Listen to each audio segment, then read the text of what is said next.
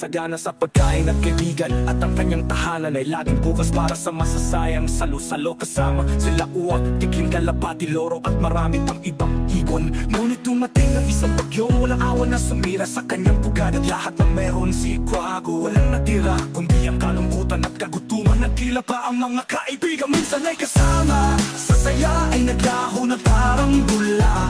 Sa kanyang pag-iisa, nagpapag ang kanyang damdamin sa kanyang sinapi. Isang araw, habang siya'y nagmumukmok sa ilalim ng kalbong puno, isang pamilyar na anino ang lumapit. Si Loro na may mga papak na kumikinang sa patak na ulan ay dumapo sa tabi ni Quago. Wago, kaibigan, malumanay na sabi ni Loro, ang bagyo ay panandalian lamang. Nandito ako upang tumulong na muling itayo ang iyong pugad habang inaayos natin ang iyong pahanan.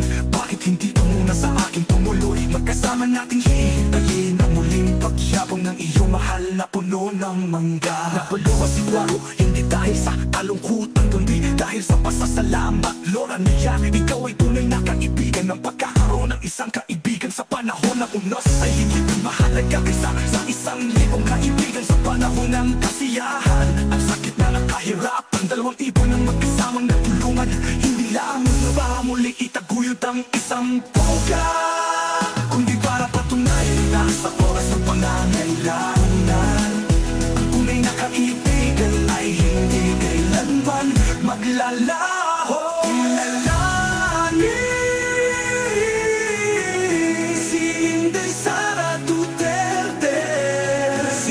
Sarap ang ika-15 pangalawang Pangulo ng Pilipinas. Siya rin ay naging alkalde ng lungsod ng Davao at kalihim na kagawaran ng edukasyon. Siya ay isang tunay na kaibigan,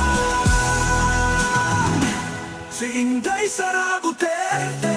Si Inday Sara ang ika-15 pangalawang Pangulo ng Pilipinas. Siya rin ay naging alkalde ng lungsod ng Davao